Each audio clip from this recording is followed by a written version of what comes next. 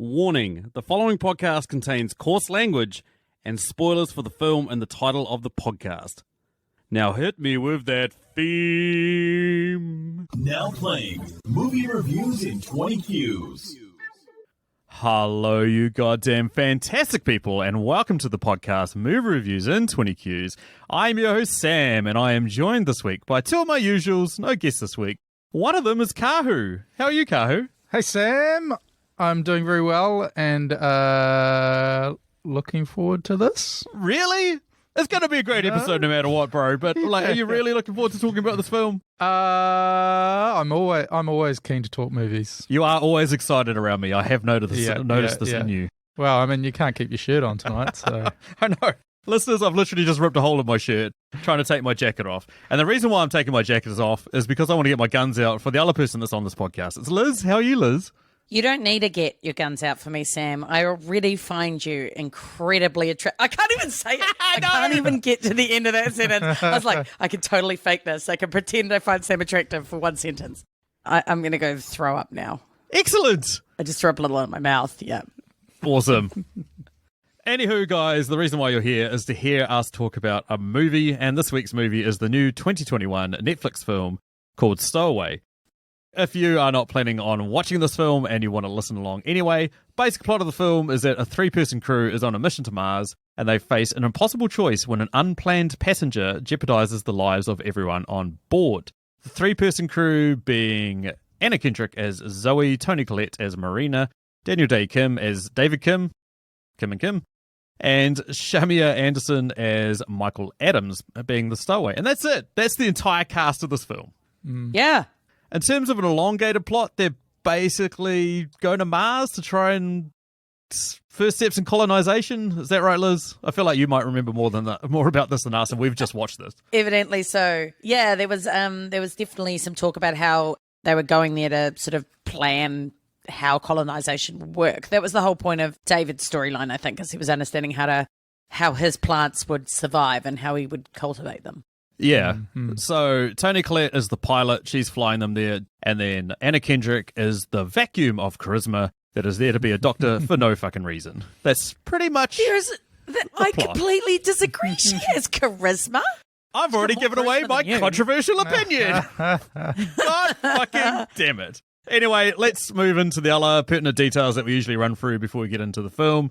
Has a score of 5.6 out of 10 on IMDb, 77% on Rotten Tomatoes, 63% on Metacritic. Haven't heard this podcast before? What we do is we review a movie by asking 20 weird or wonderful questions about it. We start with 10 questions that can be applied to any film before moving into 3 personal questions and then either a listener or a Patreon question. This week it's a Patreon question. We literally, this is like hey, have you seen this movie? Yeah. Hey, have you seen it? Yeah. Hey, should we do it? Yeah. You around in half an hour? Yeah. Pretty much. This has not been planned whatsoever. I was like, can I have time to cook dinner? Yeah, we could probably fit that in. That's it. That's how generous we are, listeners. We let Liz eat. It was quite nice, actually. I had like Spanish no one lamb cares with about a movie. I think aside from Nikolai from Nikolai's Kitchen. Aside from Nikolai's Kitchen. Okay, wrong. Okay, I have been corrected. There is one person out there right now that's going, ooh, food talk. I'm in. I'm in. Did she say crack Farrow? Anyway, let's start us off. Liz, why don't you lead us off? Why don't you sandwich us away? I will. Okay. You know, I love a good sandwich. Oh, God, cut it out. I never said that. The funny thing is I really hate sandwiches. We're going to talk about food some more. Anyway, all right. I'm going to start out with saying they're just really boring food. I'm sorry. I don't like them. They're cold.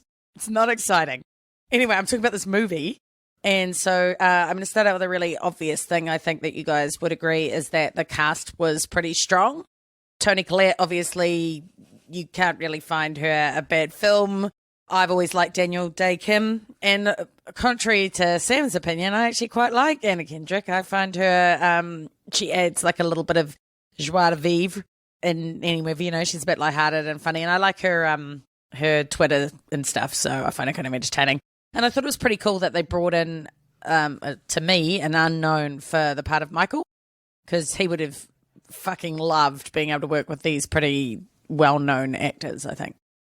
A less good thing is it was just a bit dry. They could have really made this movie quite psycho if they wanted to, and that could have been quite delightful. Yeah. But they didn't. So it was pretty formulaic. And my final good thing is that I like the visuals. Like, there was some cool stuff there. Not loads and loads, but the particular thing that stands out to me was like the solar storm at the end. There was some really cool light displays and stuff. So that was pretty good. So I'm going to give this film 7,104 oxygen tanks. Curious. Kahu, your turn. I agree, Liz. Strong cast. But unfortunately, I thought they were all completely wasted in this film. Yeah, Thank I you. could see that. Yeah. I just, especially Toni Collette, hers was probably the most minor role of all the characters, I think. Yeah, she was really just filler. Yeah, I just thought hers was wasted, and yeah, I wasn't sold on Anna Kendrick as Zoe. Thank you, Kahu. Thank you. Oh, interesting. Yeah, we'll discuss. Not sure why. Daniel Day-Kim, he was probably the best, I thought, out of the four. And Shamir Anderson was okay, I thought, in his role as well. But I just thought they just could have had better plot to work with, all of them. Yeah, but that's not like their fault, is it? No, it's not. But for the movie as a whole, it made So that's your shit? Yes, that is. Good thing. I always like me a space film, even if it's one that wasn't kind of at the top of the bunch. Yeah, good visuals. Space films always have good visuals. Unfortunately, I'm going with the second bad thing.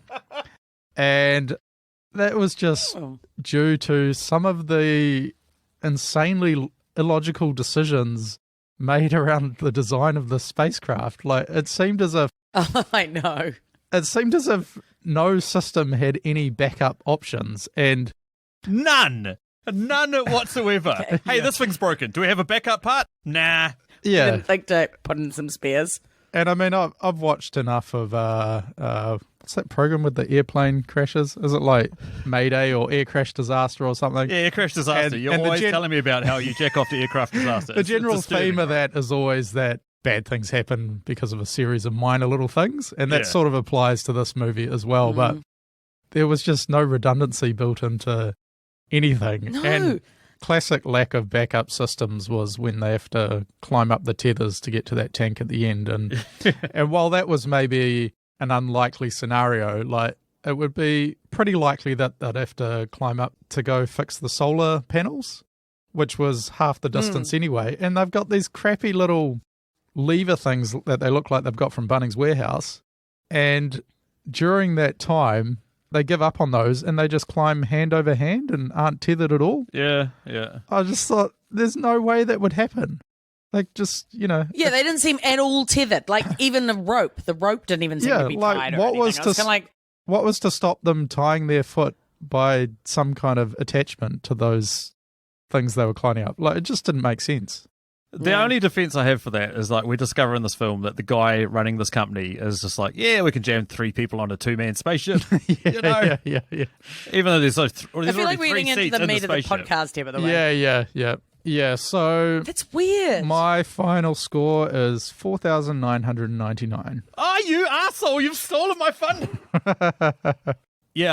You've stolen my thunder. I really wanted to give it the trademark Dan Brennick, it's fine, a compliment sandwich, which is a score between 5,000 to 6,000. I just couldn't. I'm just struggling to give it. And I mean, I would have just echoed everything that you guys have been saying. Like, I felt Toni Collette was wasted. I felt like the plotting and the pacing of the film was a little bit off. Good things, Daniel Day-Kim was fine. I liked a little bit of the foreshadowing when we heard Anna Kendrick saying that she tried to rescue someone from drowning and then she doesn't even know how she woke up on the shore. And it's like sort of in this, like she's, rescued everyone, but she doesn't know how she's going to wake up. I thought that was kind of cool at the end. But the bad thing for me, and I feel like this almost made me give it a pass, is literally every film we watch now feels like there's a COVID effect to it, where you're watching it and it's like, everyone involved has gone, this was the best we could do, guys, COVID. And you're watching it and you're like, yeah, we understand. Yeah, it does feel a bit like, we've got maybe 20 days or a month to film this. I've got a spare month. Yeah. I'll go do that. We've all socially distanced on the set. No one's interacted with each other, formed a relationship, got to know how the director thinks and feels about this. It feels like no one's like, there's no love in it. And it's sad because, that's the sign of the times, but it is what it is, I guess. Yeah. Anytime anyone's within, like, personal range of each other, like within your personal space, we're wearing giant spacesuits, so we can't actually like breathe on each other. It's kind of a convenient film to have, actually. Absolutely. As a score out of 10,000, I was going to give it the 4,990. I'll go a little bit lower because 4,901. It's just slightly lower than Kahu, but not something I enjoyed. Mm. Anyhow, so I didn't hate it like you guys. I didn't love it, but I was kind of like, yeah, this is fine. Like, this is good to have in the background and kind of go, ooh, like that was it. but still over 7,000, Liz. So why don't we move on to you, Liz? Why don't you give us question number 2, which is the first of the Patreon questions, comes courtesy of Dan Brennick of Netflix and Swill, podcast that covers all things Netflix related. So I'm guessing they would have covered this film either now, this week, yesterday, a couple of weeks ago. Look it up, guys. And you'll find their thoughts. What's their question there, Liz? All right. They'd like to know who was the true MVP of the movie. Now, they usually have the particular caveat that it can't be the main character. That's going to make this a little hard, given there's basically 4 main characters and no one else. So I think you can basically pick whoever you want. Yeah, see, you say that, but I'm going to go with a character that's barely in this film. In fact, he's mentioned, but no one... he's not even on the film. It's the Hyperion guy. It's the Hyperion guy that's decided... These are 3 of the most annoying assholes on the planet. Why don't we send them to Mars for 2 years? Why don't we get rid of them off Earth? And he's MVP. He's got rid of these guys. I'm going with Michael because, he survives a launch, basically stuck in the ceiling of this craft, and has no skills whatsoever to contribute to this trip. Hasn't had to do the training that other guys have had to do. Has to put up with these 3 annoying idiots. Well, yeah. 2 especially. Tony Collette's character. Yeah, Collette's fine, yeah. Collette's about the only decent one in this, let's be honest. And he hitchhikes a free ride to Mars, so go him. And okay, I don't agree with you at all. Come on, man. Like, Zoe was really nice and kind to him. Like, she was really helpful.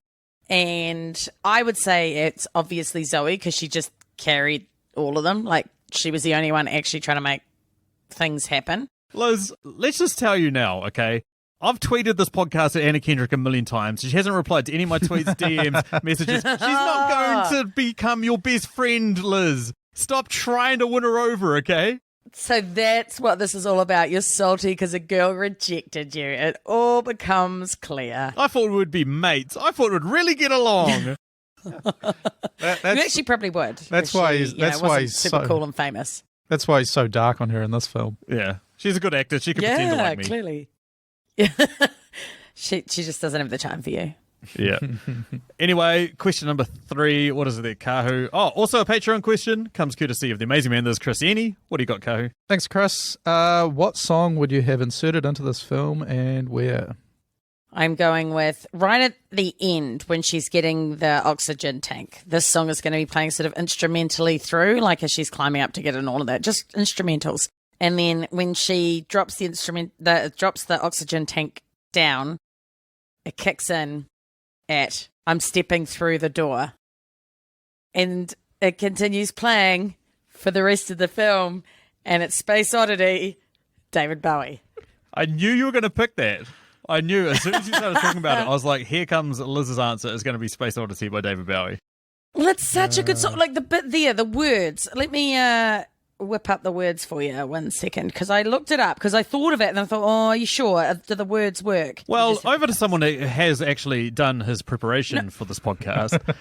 The lyrics is really good because it's like I'm stepping through the door and I'm floating in a most peculiar way and the stars look very different today. For here am I sitting in a tin can. Far above the world, planet Earth is blue, and there's nothing I can do. And I thought that was quite a nice little send-off for her. Not bad. Do you know what's more on the nose than that? Elton John, Rocket Man.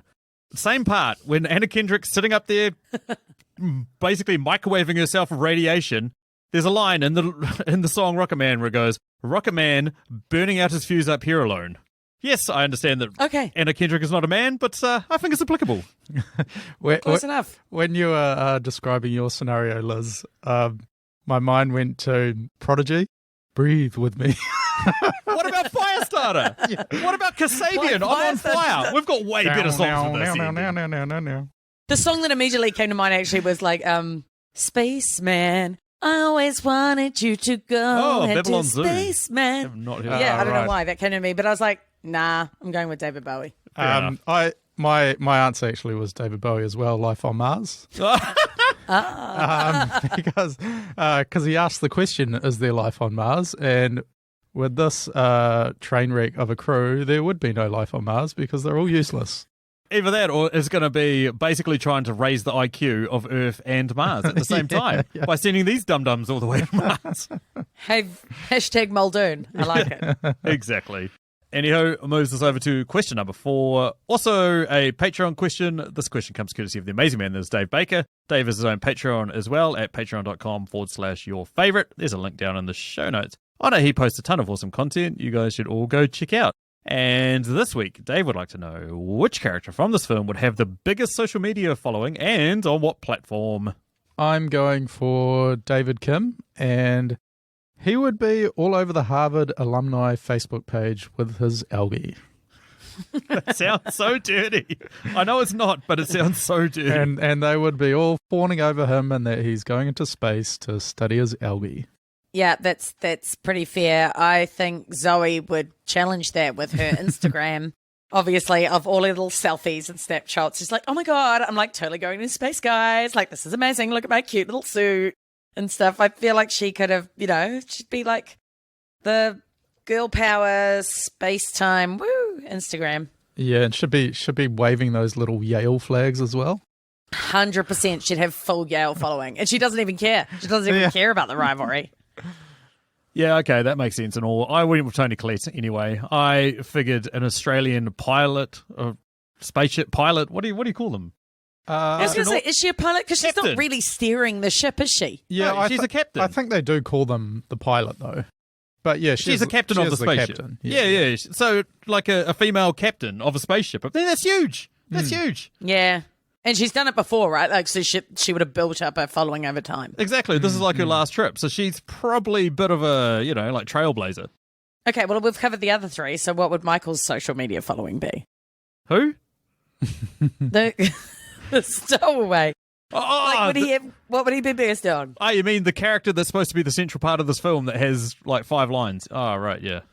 I see him on Reddit, like posting on like random little technical subs around like space exploration or like, spaceship technicalities and shit. Yeah. And then people querying him about it. And he's like, I've fucking been there, man. Yeah. Exactly. Yeah.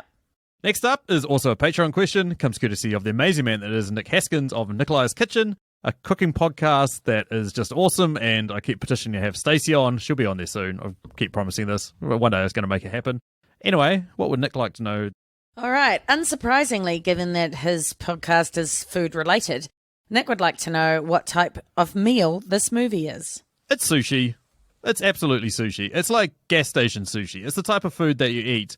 And like it used to be really cool, like when space movies were real cool, like you saw, but now that we've seen Gravity, now we've seen all these films where you can see what space can do, it just doesn't scare you that much anymore. And like they tried to make it a little bit more different in this film by introducing the idea of gravity. Absolutely stupid, but it introduced the idea of gravity along this giant thing outside, pretty much showing us they couldn't afford to, float the actors for long periods of time during the making of this film. Yeah, it's that. It's sushi. Like, back in the day, sushi was like, oh my God, this amazing new food from Japan. Now it's just like, yeah, okay. I've gone with freeze-dried meatballs. What the fuck? Because it's freeze-dried food, you need it in space, but meatballs are just a bit messy, and this movie's just a bit messy. Good save. Okay. Do they even freeze dry meatballs? Is that a thing? You can freeze-dry anything. You do like not want to it's see what he's euphemism. freeze-dried, Liz. It is disgusting. I'm sure you can. I have I've got eaten nipples, Greg. freeze-dried Can you ice milk cream. me? Oh, God. What? Anyway, I have eaten freeze-dried ice cream at Cape Canaveral, just so you know.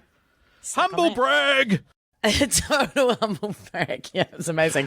Anyway, I'm going with beef chili because I feel like it was pretty straightforward. Like, it's the kind of, chili you put on nachos. It's just like, it's okay. It tastes fine. You're like, yeah, all right. But it could have been way more spicy. It could have way more complex flavors. I mean, like, really exciting. But nope.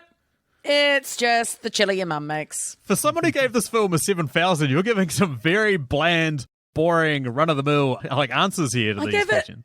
low 7,000 because I like all the actors and I like the spacey prettiness, and I didn't hate it. Okay. So, yeah. I think we've worked out, listeners, that a 5,000 for Liz is a 7,000. It's just like, this is how I feel on the day. You have to shut up and take it because you gave me 2 hours to prepare. Yeah, true. But I still feel like we have worked out your scoring system is 0 to 2,000, then skip between 2 to 7, and then 7,000 No. to 10,000. I'm pretty sure I've given... Oh, no, I might not have actually. By the way, guys, if you guys hit me up and say, hey, you gave this movie a score out of whatever, probably, I'm not going to know if you're right or wrong. I don't remember the scores 10 seconds after we finish recording these. I think it'd be interesting to see it on a graph and compare everybody's and see what they say. I don't know, man. Yeah. I can't believe you let me keep talking sometimes. Never can I, Liz. Never can I.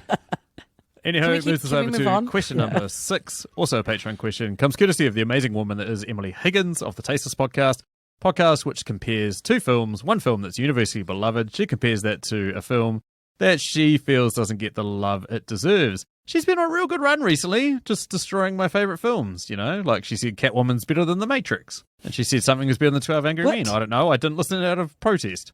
So there you go, Emily. Legit call. Anyway, what is her question, Kahu? Thanks, Emily. What movie would you pair with this to make a double feature?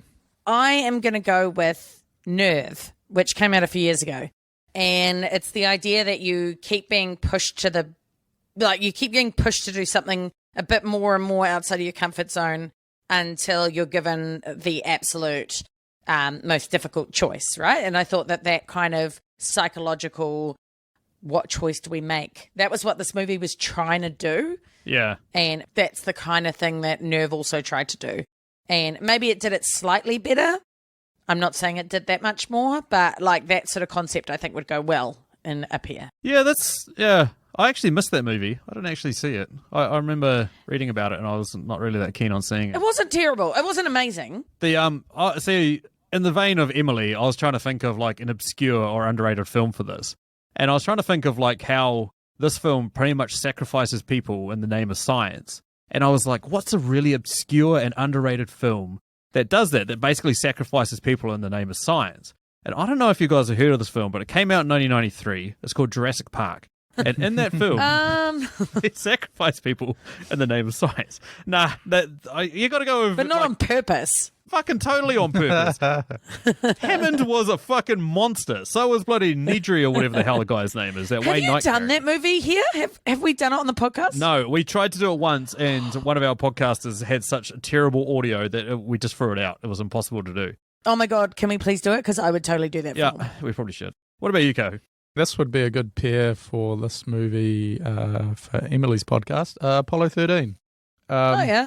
Mainly because back in I think that was by 1970 by then, and that ground crew managed to sort out their shit so that up in space they had enough oxygen, as opposed to these guys who have basically all the modern resources in the world at their disposal and they can't do anything. Our ground crew is working around the clock to try and come up with a solution. What have they got so far? Nothing! Nothing! Yeah. I don't know if you guys saw Hidden Figures. Maybe that would be a better example of how people achieved amazing things with nothing, because they basically went to the moon based off the computing power of a calculator. Hashtag moon landing, totally faked. You heard it here first. Wrong fucking podcast, man. Oh, wrong question. We're supposed to be doing that in the controversial one. Got it. The Yeah. totally All right, insane, moving preposterous conspiracy theory podcast hasn't been released yet, Liz. Stop fucking... on. That is not that insane, okay? Stop ruining Jet fuel cannot melt steel beams. Oh, wait. Different conspiracy. Let's move on. Chemtrails from planes.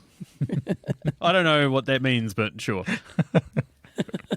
Anyway. Moves us over to question number 7. Fan favourite, making a return. What quote from this film would be the worst thing to hear immediately after you finish having sex? Are you ready for this? As your doctor, I'm telling you to drink that. Yeah, that's pretty bad. It's pretty bad. Whatever you're referring to, I don't want to drink it. Oh. What's your answer, More Kahu? fun for me. Whatevs. Is he a threat, and do we need to find a way to restrain him?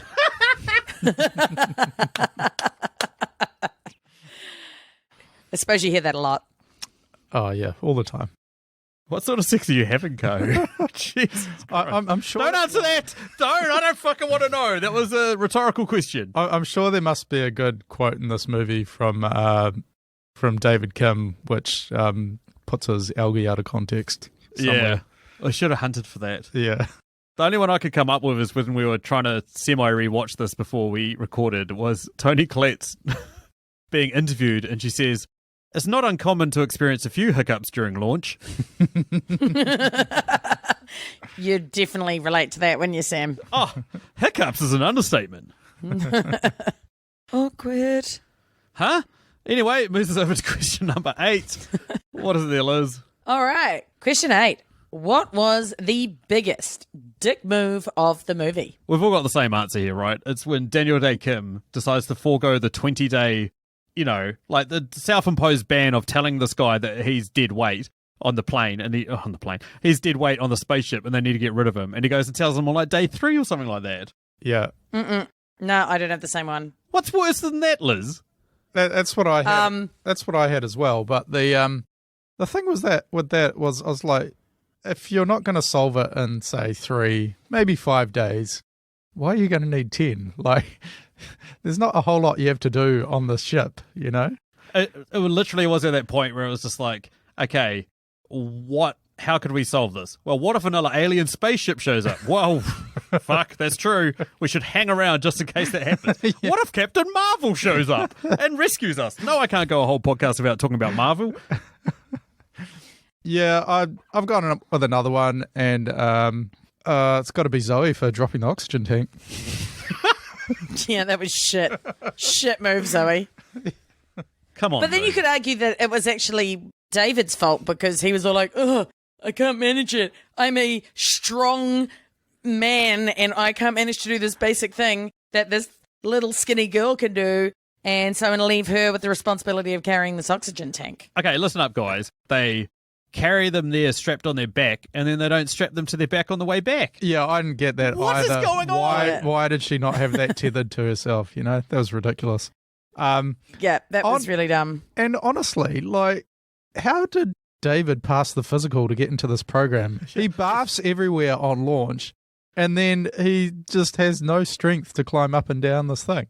Yeah, that was really, he was, epic. That's why he's not my MVP. He was a shit show. Yeah, he was Anyway. abysmal. Can't even Do you wanna monitor know algae to who- stop it dying. Do you want to know what the actual biggest dick move of the movie was? What?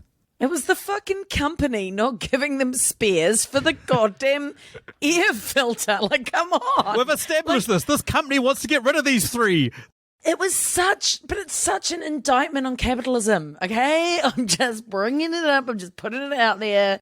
Like, you can't just go off and do space travel without giving your people some spares. And I think we covered this back on my very first fucking podcast with you, which was Passengers, which was when they were like, "Oh, we've only got us one spare medicine capsule thingy." And I was like, surely there are spares for everything, and therefore you could build another medical capsule. Same thing here. At least just give them a few extra nuts and bolts. Surely they could have pulled it out of like that food heating thing or something. And they had an engineer who could have built it. I'm just saying. I love how it's just purely there to ratchet up the tension, whereas Liz wants to sit there and go, surely they've got a backup. And then one of them goes, we've got a backup. And then the credits roll. And I think the biggest elephant in the room about this company is that, you know, all of us work in offices, and you have quite a simple tag in, kind of tag out security system when you go in and out. Yeah. And like, surely somebody would have noticed before the launch that Michael went in, but he never tagged out. But, you know, do you have like whatever. a count? Yeah, that would never have happened. It flummoxes the mind. This is one of the most poorly run companies, and yet Anna Kendrick's like, I applied 1 out of 10,000 people to get this job, and it's just like, no, you didn't. Yeah. Well, and David says, you know, we don't make mistakes, but yeah, clearly you do. Some pretty the major whole ones. time it's a mistake. Quite a lot. Yeah. Yeah, and like you were saying, like Jim's the MVP. Jim is an asshole. Jim's like, yeah, so we're gonna need you to kill that guy. And Marina's like, yeah, I'm not really comfortable with that. Is there any other options? And Jim's like, no, we're gonna need. If you could come in on Saturday, kill that guy, that'd be great. To be fair, really though, gave me that vibe from we don't get to hear Jim's side of the story, do we? Yeah, you're the man, Jim. But you could pick it up from Marina. She's just like, is there any way that I could be the one that... No. You are going to have to be the one that murders this other guy. If you could just get onto that, that'd be great, and we can continue the mission. Good stuff. Jim knows what's up. He's trying to save Toni Collette, the one likable character on this. As far as he cares, he's got rid of the other two. He wants Collette coming back. Fucking terrible. She's a national hero. Of Australia. Yeah. Mm-hmm. Moves us over to question number 9, which might be the first and only time we ever ask this question, depending on what happens. Oh, it's amazing. It's something. What is the question there, Kahu? Question 9. Imagine if 90s Will Smith did a theme song for this movie, and how would 2 lines of it go? Hit it. 3 astronauts and they're bound for Mars. My homie tags along on the journey through the stars. Jesus Christ. Yep, that's exactly what I was expecting. Exactly what I was expecting. That was fucking amazing. That was absolutely 100% Will Smith. I just realised I've written more than 2 lines, but who cares? Yes, Here we go. Big Willie Stiles was cleaning up a ship, fell on my face, got knocked out, woke up in space. Someone tell my sister I miss her, but now I'm hitch. Hiking on this cruiser. Oh my God. It didn't even rhyme in all the places. It's not who gives a shit. Right. I pulled up to the ship just doing my job, said hey to the ground crew, I won't be long. Hit my head, passed out instead. Here I am hanging out for fried eggs. Why fried eggs? Because he's in space and needs to eat dehydrated food. That's the part you questioned about that song. What the fuck did I just listen to? I thought that was better than yours. Yes. Oh, Thank you. Yeah, Thank you. okay. Kahu definitely has more natural rhythm. Yes. Well, I don't even know what I was trying. I was just lame asking my one. Fuck, I could ad-lib better than yours, Sam. Like, 3 astronauts and they're bound for Mars. My homie tags along on the journey through the stars. They're heading to Mars and it's going to be sick, but they got to kill my boy before Zoe gets his dick. It's getting worse, listeners. It's getting worse.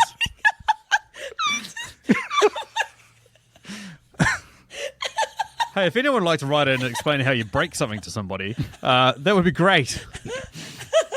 What are you breaking?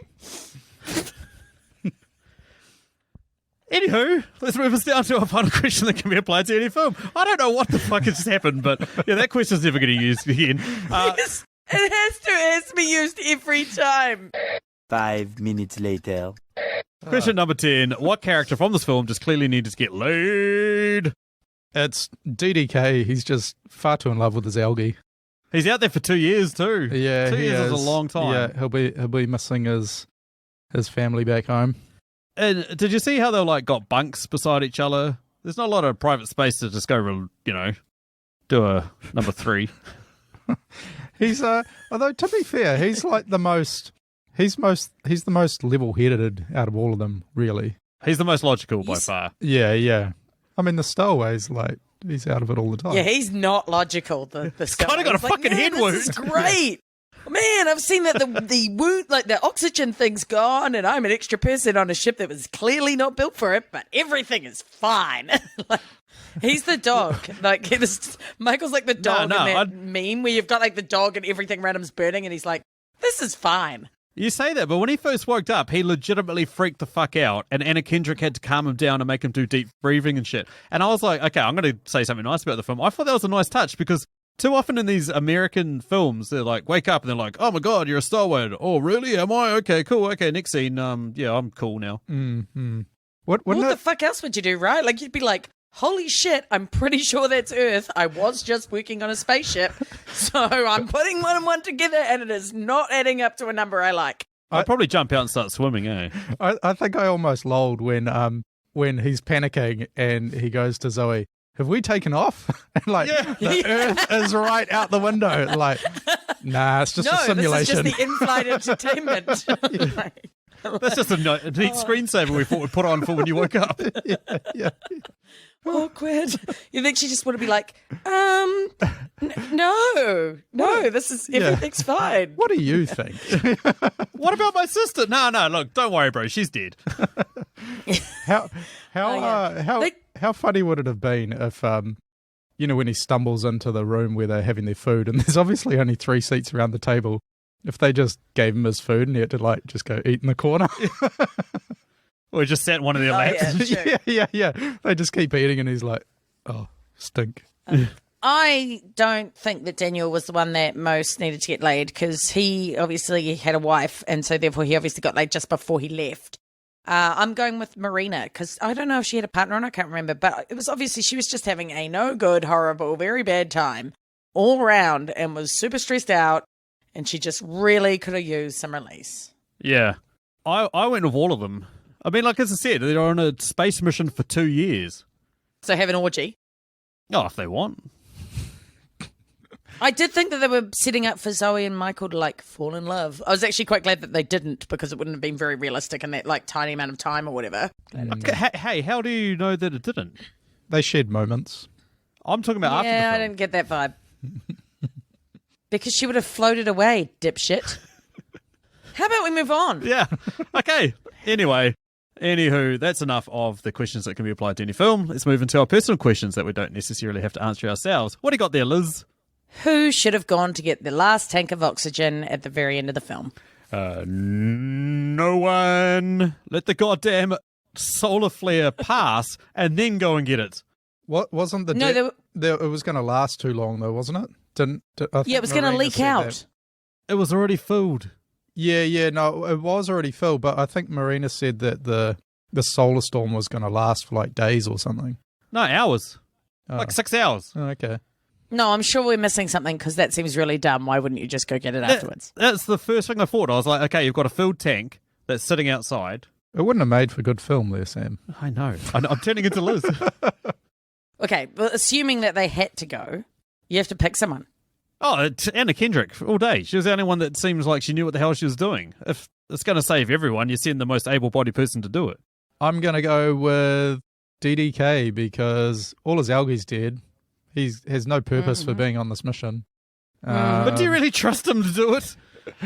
I guess the part of that is that he's so slow that he'd probably be dead before he got the tank back. So he'd probably throw open his spacesuit before he even made it out of the door. Yeah. But Kahu's totally right. Like, he had no point after that. It was kind of like, okay, well, your bit's done, soz, but... Well, come on, guys. Literally only bloody Tony Collette had any points. Yeah. I mean, he was selfishly trying to hang on to get back to his family on Earth. Yeah. All right, question 12. Zoe and David were picked from thousands of candidates to go on this long-term mission to Mars. Why would you have been picked? I mean... I've already talked about this. This seems to me like it was a tax write-off mission where they were going to take out life insurance policies on everyone on board and then just murder them. So, yeah, that's probably why they'd pick me. Let's get rid of this annoying shithead. Off you go. Oh, depressing, but probably factual. Go. No, they would have had me there for my problem-solving and forward-thinking, I think. Yeah, I'd spin some story about being keen on the exploration and not being too fussed about being in that small space for months on end. You don't have any useful skills? Yeah, I was just going to say, but what would I actually contribute to the mission? I do have good experience in preparing freeze-dried meals while hiking, so, I could be like the chef, even though I don't know how to cook. We could do all that on ground. Oh, okay. Yeah. I'll see myself out. Cool. Well, clearly you guys are definitely going to be picked with those mad-ass skills. Amazing. And on to my last question is 13. What one change would make this movie infinitely more disturbing? Okay, so we've mentioned that he has a sister who has problems. So what would have been even more disturbing is if he had no one to take care of her that day, so he actually snuck her on board. And when he fell and bumped his head, he forgot that she was also in the thing with him. But then she gets like fully irradiated with all this solar flare as well, but not to the same extent that Anna Kendrick did. And she becomes this giant mutant that goes around the ship eating the other three. Okay, that would be pretty disturbing. I'd be pretty disturbed by that. Yeah. I thought when Zoe and David are looking over the edge of the big fuel tank, kind of into the nothingness, and it would have been real disturbing if David pushed her off.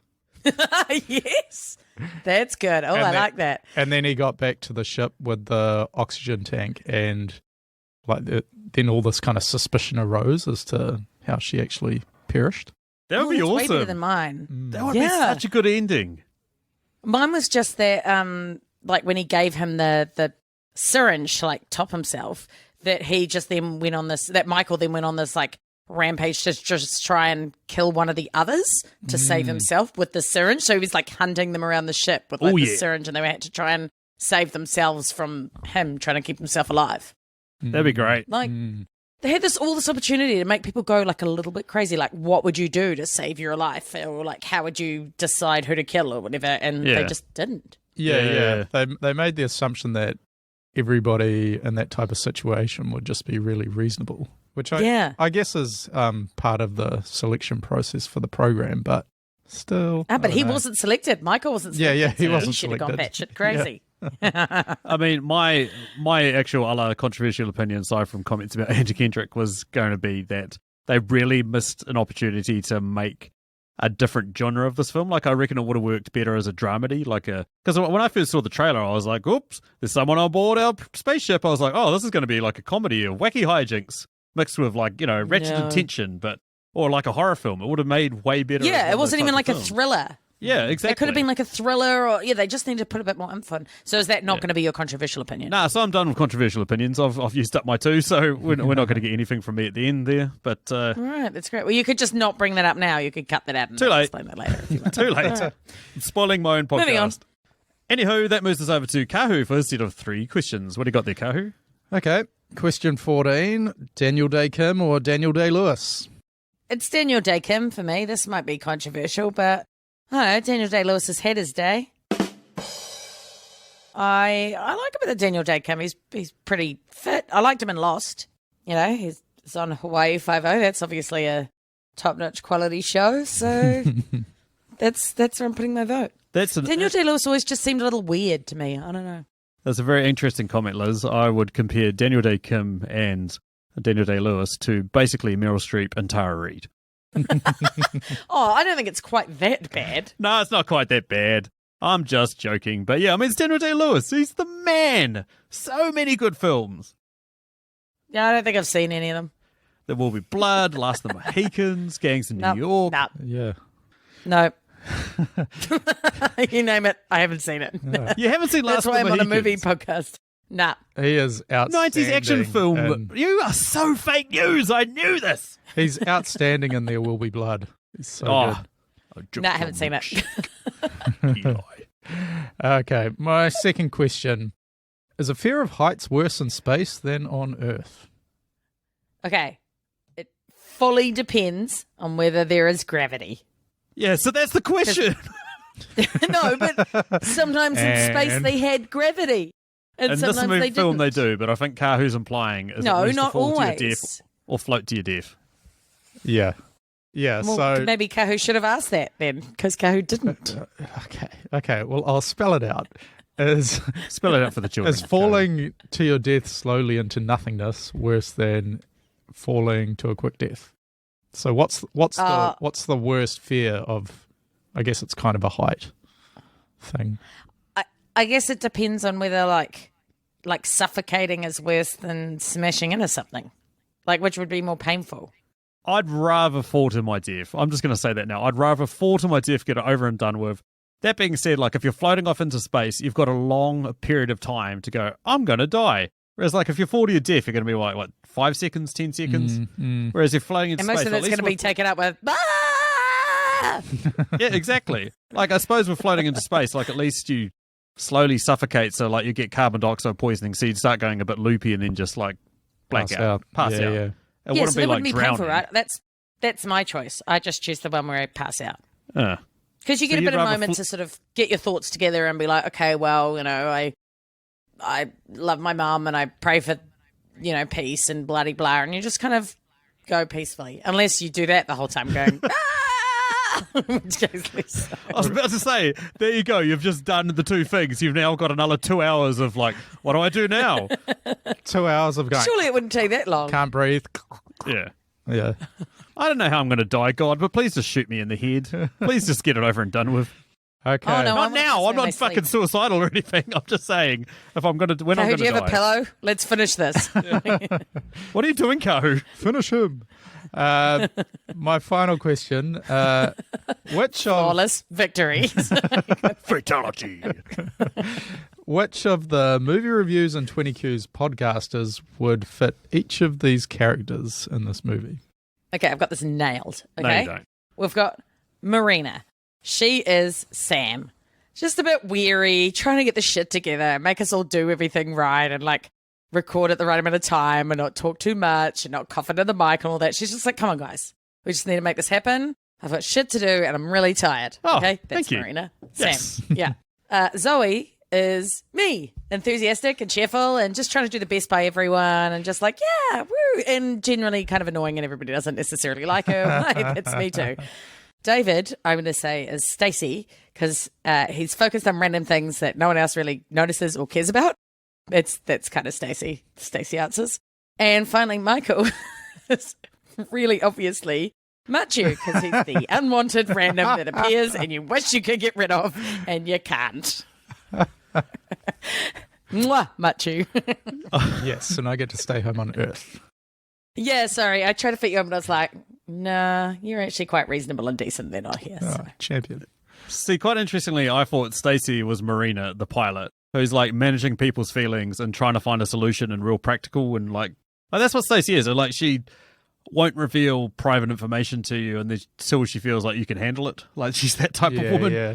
She's quite cool Yeah, like that's fair. that. Whereas, like, I feel like Kahu is Anna Kendrick. just a charisma sponge that would sacrifice himself because everyone else would be like, nah, bro, I don't want to do that. I think he's saying something nice about you, about like trying to be a good person. He is. He's really noble. I do always end up volunteering for coaching the kids' sports teams. Yeah. Because Sucker. they send the passive-aggressive email, oh, this team won't go ahead this term if nobody volunteers. And I'm like, have to be me then. As for the Denzel Kim character, David, this is pretty much an amalgamation of Machu and Liz. Because it's sort of like like a person who's got like a bit of arrogance like Machu, but also like let's move on, let's just sacrifice somebody like Liz, you know? Wonder what To be honest, I could relate to him in that point. I wonder what that amalgam would look like. Oh, I do not want to see Liz and Machu mashed together. Thank you, Kahu. I don't ever want that in my imagination. I hope they have my hair. I think I like my hair more. And you've missed... And my boobs. Oh, no, Machu's boobs are pretty stellar. Yeah, they're probably better than mine. I don't have great boobs. No, I think he's like down to a D cup now. So. Stop being mean about Machu and tell us the final person. Saying Well- the person who said he's the random annoying guy that you don't want around.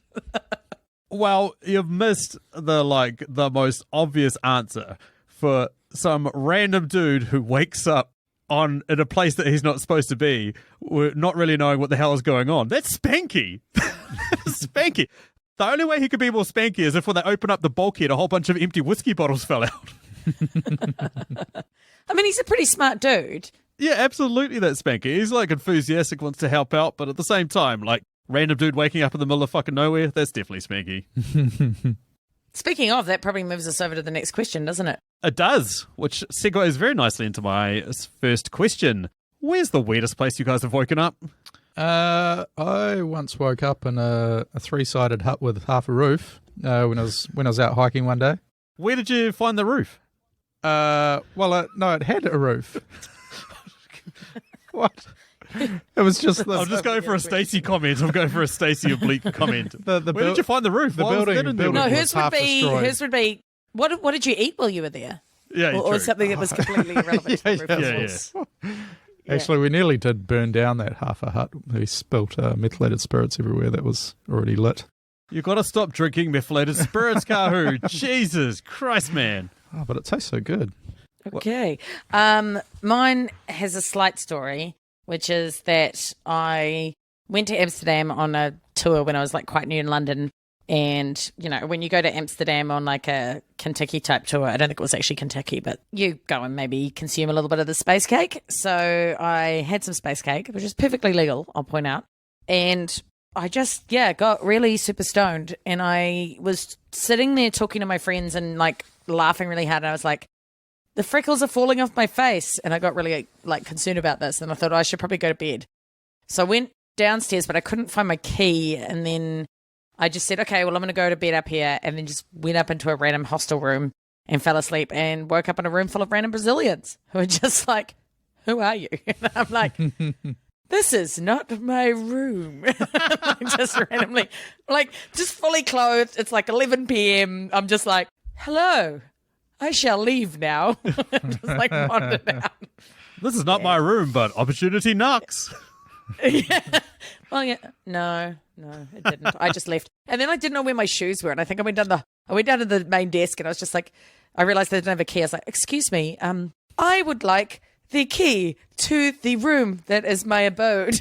And they were just like, who the fuck is this? Ma'am, this is a McDonald's.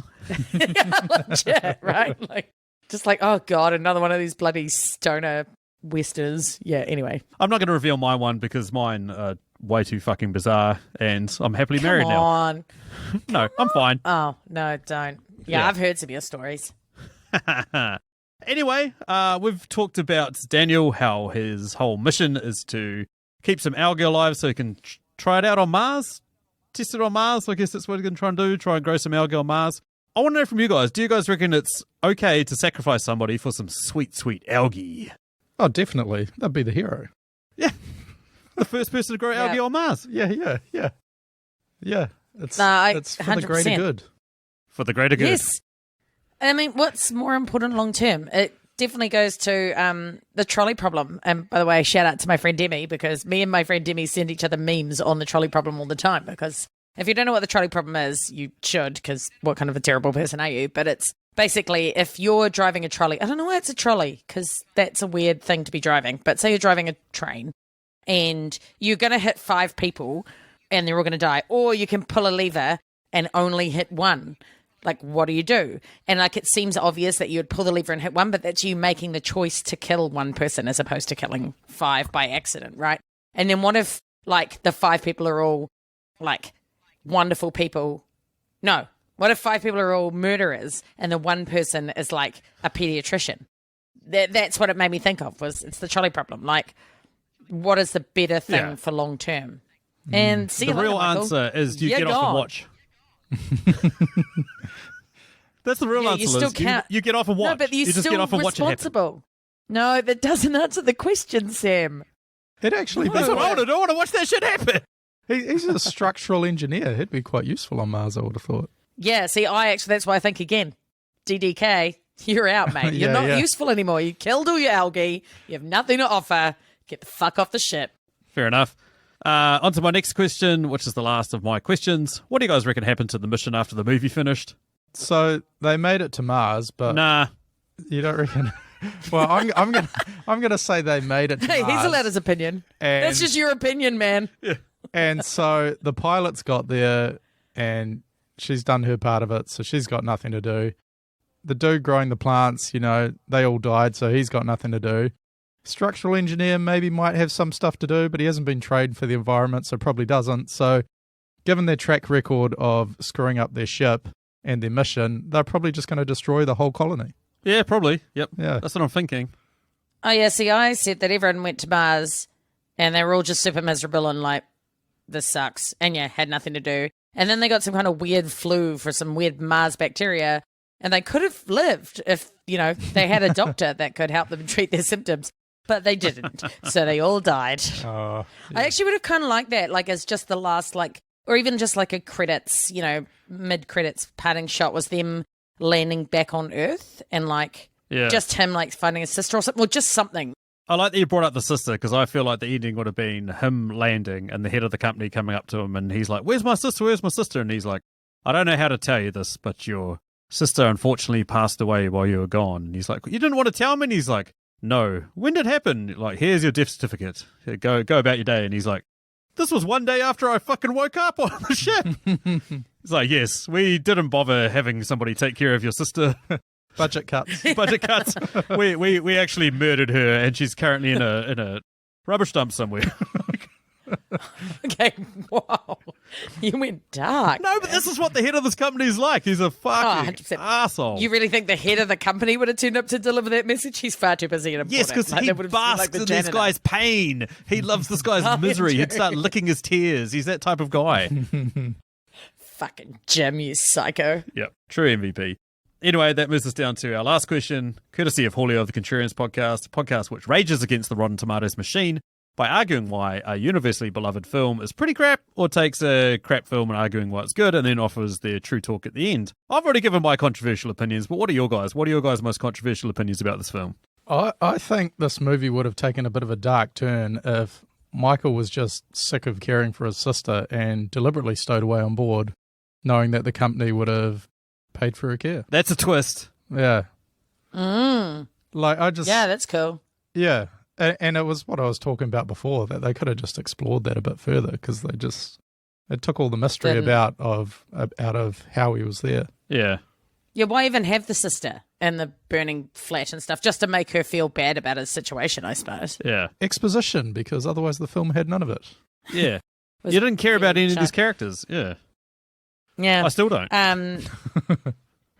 Yeah, and that's clear from my answer, which I actually don't think is very controversial. But yeah, DDK should have absolutely just straight up murdered Michael and saved the algae. Like, he should have just murdered him in his sleep, like not even given him the news. Just like murdered him and then gone to the other guys and been like, oh, looks like Michael fell asleep and then didn't wake up. I think he had a heart attack. And just not told them. And then be like, oh my God. And then he'd be like, yeah, I don't know what happened. I was the other end of the ship the whole time.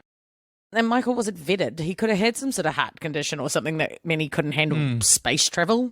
Or like... Don't they go through like insane medical testing and stuff? Or Yeah, the reason why I undiagnosed wouldn't be on injury there. from the launch. Yeah, well, exactly right. He'd be like, oh yeah, he totally just died of that. Yeah. And they'd be like, what's this other giant bash wound in his head? And you'd be like, Mike could just, no, sorry, DDK would just be like, oh, I think he fell off his bunk. Yeah. Fell Bloody off his of his blanket, blood on hit your his head clothes. against it 17 Yeah. times. That's not blood, that's algae juice. I don't know what you're talking about. Yeah, I don't know. It just would have been more interesting. Anyway, that takes us down to the end. Thank you to these guys for joining me to discuss this film. It's been a blast. We've got more out of this than I expected, to be honest. Yeah, thanks for making me spend 2 extra hours of my life, spending time on this film. Exactly. Oh, it's been fun. Anyway, that's thanks from me. See you later. Masalama.